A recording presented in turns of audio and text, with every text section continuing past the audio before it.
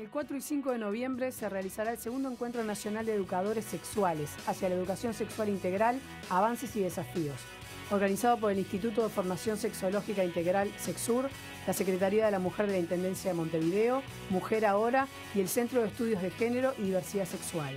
En la mañana recibimos a Mirta Ascue, integrante de SEXUR y coordinadora general del encuentro.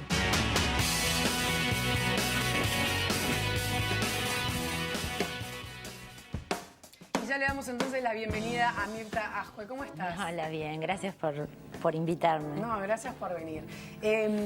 Quisiera comenzar por repasar un poco lo que ha sido la educación sexual en nuestro país, por lo menos en el ámbito educativo. La educación sexual va más allá del ámbito educativo, obviamente. Pero ¿desde cuándo hay educación sexual y después qué idas y venidas ha tenido?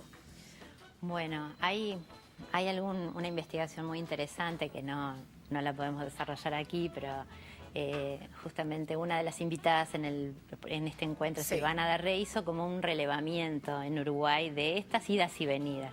Desde principios del siglo XX tenemos ya indicios de que Uruguay ha estado discutiendo este tema e intentando ponerlo en la agenda, intentando hacer educación sexual. Pero parece que es un tema difícil, ¿no? Es un tema que nunca termina de afianzarse realmente como agenda política y educativa. Entonces, de esas idas y venidas, las últimas que tenemos como las más recientes fue por el año 96, hubo el primer programa así de la postdictadura, ¿no? El primer programa de educación sexual que tuvo un desarrollo y luego ese programa se levantó. Con el gobierno del Frente en el 2006 se firma por ley la incorporación de la educación sexual al sistema público, se nombra una comisión, esta comisión comienza a trabajar, hace un relevamiento nacional y comienza a desarrollarse el programa con una fuerte financiación. ¿La financiación de Naciones Unidas? Creo que sí. Porque estaba apoyado por Naciones Unidas. Sí.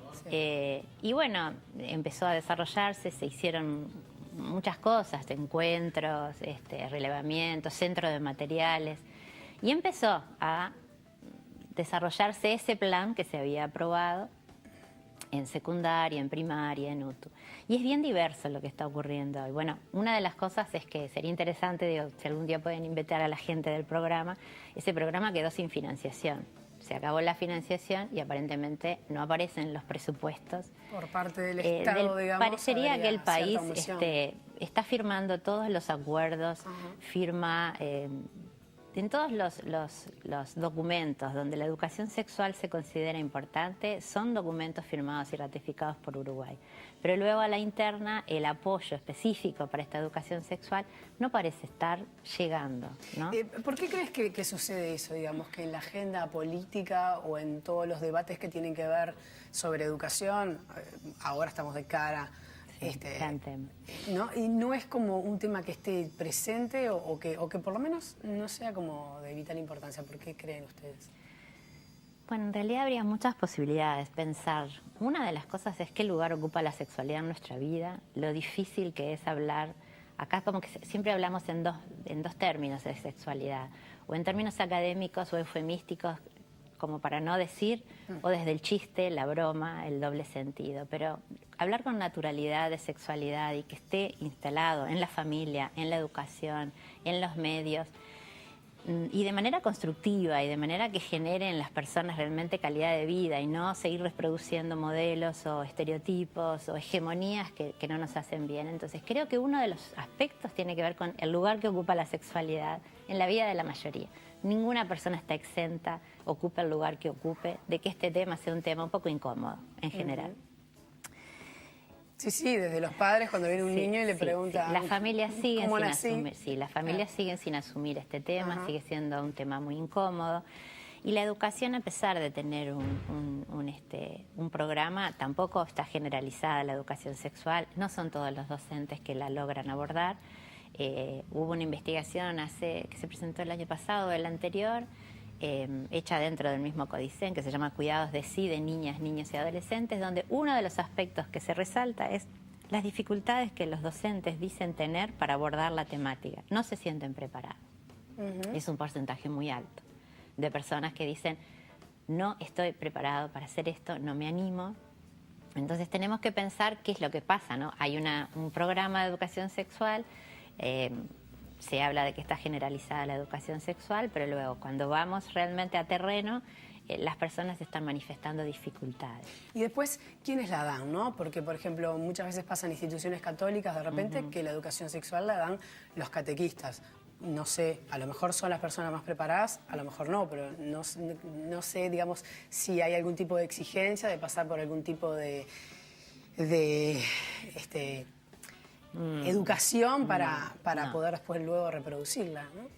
Que haya una exigencia, una evaluación o una evaluación de contenidos, y no, eso no. Claro, eso será de parte de cada colegio, sí, pero no sí, a nivel más macro. Sí, y además los colegios, específicamente los colegios llamados católicos o que tienen una creencia, tienen derecho a educar en esos valores, pero sí la educación sexual, al ser ley, bueno, estarían invitados. No sabemos que no está 100% generalizada la educación sexual tampoco en los colegios privados, ¿no? Bien. Sería interesante. El primer encuentro que tuvieron ustedes de estas características, ¿verdad? Fue en 2008. ¿Cómo fue? ¿Qué dejó? ¿Qué saldo dejó? Y después vamos a cómo llegamos a este 2013. A mí me gusta mucho decir que cada vez que yo oigo hablar de lo que pasa en la educación y oigo hablar de lo que pasa con los docentes, siempre digo que nuestra experiencia, digo nuestra como equipo, nosotros andamos por todo el país desde hace más de 13 años con cursos de formación. Nosotros vemos que la gente necesita muchísimo volver a enamorarse de la educación, volver a sentir pasión por lo que se hace. Y nosotros vemos que esa pasión existe. Ese primer encuentro generó que vinieran 350 personas, era la primera vez que se hacía, un encuentro con y entre educadores. O sea, no era una designación oficial, usted tiene que ir a este curso, que muchas veces escuchamos esto, ¿no? Los cursos oficiales o los cursos que les mandan a hacer, muchas veces no les genera ni este enamoramiento ni esta pasión por la tarea. Ese encuentro lo que nos dejó de saldo es mucha necesidad de juntarse a hablar de la educación sexual, de qué tipo de educación sexual, generar nutrición desde un lugar como, por ejemplo, el primer encuentro favoreció hablar con el programa de educación sexual, hubo una mesa específica para poder dialogar con el programa de educación sexual y la recién implantada educación sexual en el país. Otros años. Ahí está. Y lo que se estaba discutiendo en este momento, que era la ley de interrupción voluntaria de la gestación, del embarazo. Entonces ahí tuvimos iniciativas sanitarias, MISU, fue muy interesante, ¿no? Claro, pero en ese momento un poco lo que hablábamos, se estaba pudiendo aplicar el programa de la educación porque estaba aún financiado. Estaba ahora, pleno, si claro. bien se aprobó la ley de interrupción voluntaria de embarazo, estamos hablando de que no hay financiamiento para la educación sexual, o sea que están ante otro panorama en este nuevo encuentro de educadores sexuales. En este nuevo encuentro nosotros justamente lo que nos proponemos Ahí va, es, ¿cuáles son los objetivos? a 5 años de implementada, 6 casi, implementada el primer programa, ¿no?, donde se hace oficial la educación sexual en el país, bueno, ver dónde estamos. También un país que en este momento tiene una nueva legislación en derechos sexuales y reproductivos y en la agenda de derechos, que es importantísimo que todos los educadores tengan la oportunidad de tomar contacto con estas nuevas leyes y cuáles son los desafíos de su implementación. Sabemos que no alcanza en un país con que haya una ley para que la sociedad cambie. Entonces tenemos que hoy, en el aula tiene que entrar el tema matrimonio igualitario, ley de identidad, parto humanizado, ley de discriminación, la ley IVE, o sea, de interrupción voluntaria del embarazo. Sí. Son leyes en nuestro país. Claro, no se puede mirar para el costado ante leyes.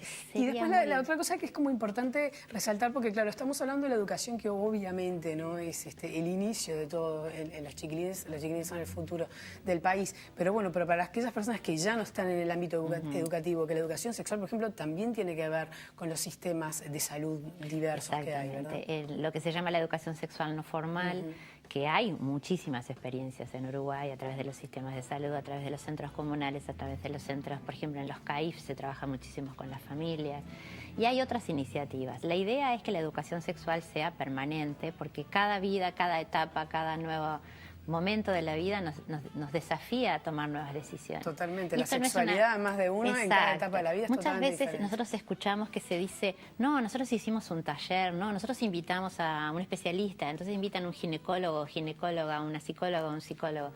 Para empezar, no existe la formación académica en nuestro país en sexualidad. No existe ninguna facultad que luego, con tu título, te forme en sexualidad. Por lo tanto, ningún profesional que no se haya formado específicamente en sexualidad está habilitado ni para hacer educación sexual, porque además no solamente no se formó en eso, sino tampoco tiene implementación pedagógica para hacerlo, ¿verdad?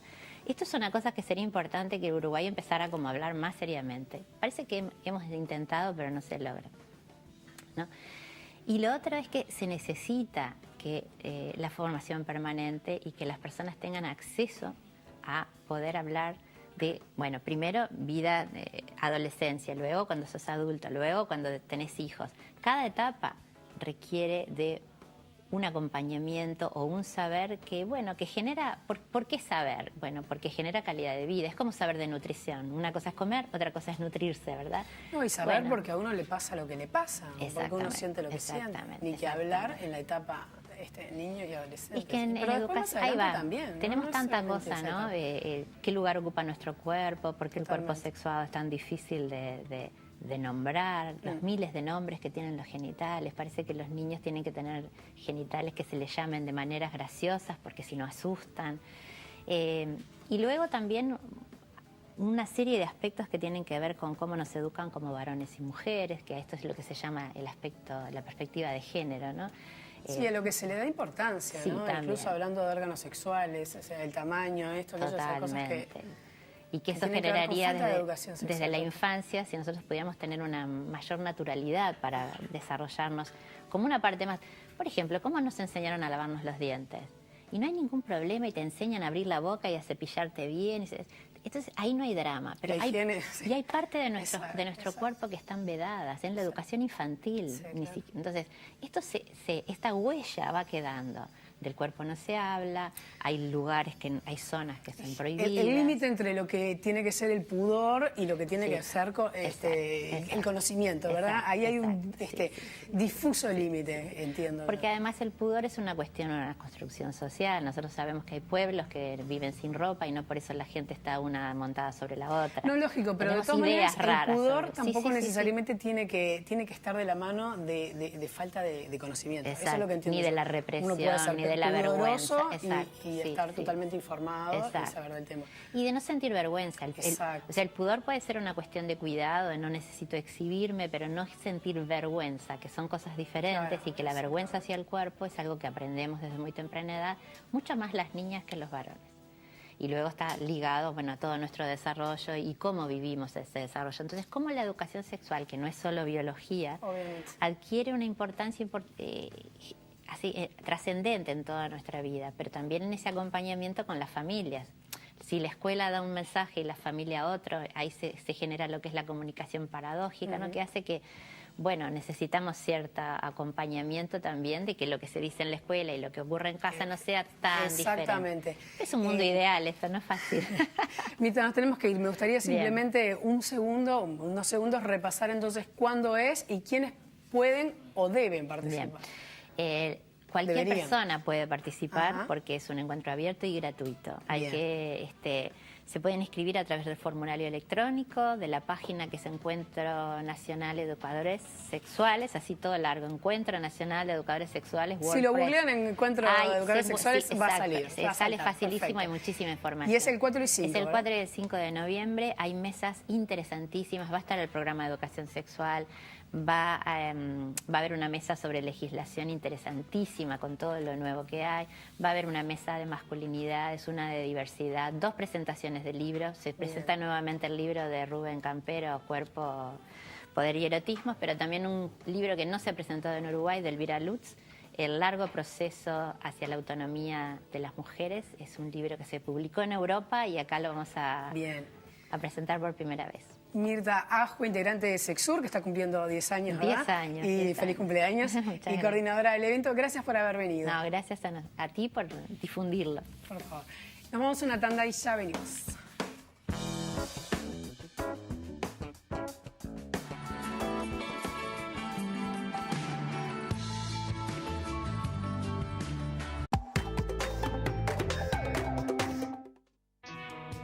El 4 y 5 de noviembre se realizará el segundo Encuentro Nacional de Educadores Sexuales hacia la Educación Sexual Integral, Avances y Desafíos, organizado por el Instituto de Formación Sexológica Integral, SEXUR, la Secretaría de la Mujer de la Intendencia. De estas idas y venidas. Desde principios del siglo XX tenemos ya indicios de que Uruguay ha estado discutiendo este tema e intentando ponerlo en la agenda, intentando hacer educación sexual, pero parece que es un tema difícil. ¿Cuándo hay educación sexual y después qué idas y venidas ha tenido? Bueno, hay una investigación muy interesante que no la podemos desarrollar aquí, pero justamente una de las invitadas en este encuentro, sí, Silvana Darré, hizo como un relevamiento en Uruguay. Entonces, la bienvenida a Mirta Ajue. ¿Cómo estás? Hola, bien, gracias por invitarme. No, gracias por venir. Quisiera comenzar por repasar un poco lo que ha sido la educación sexual en nuestro país, por lo menos en el ámbito educativo. La educación sexual va más allá del ámbito educativo, obviamente, pero desde Montevideo, Mujer Ahora y el Centro de Estudios de Género y Diversidad Sexual. En la mañana recibimos a Mirta Ajue, integrante de SEXUR y coordinadora general del encuentro.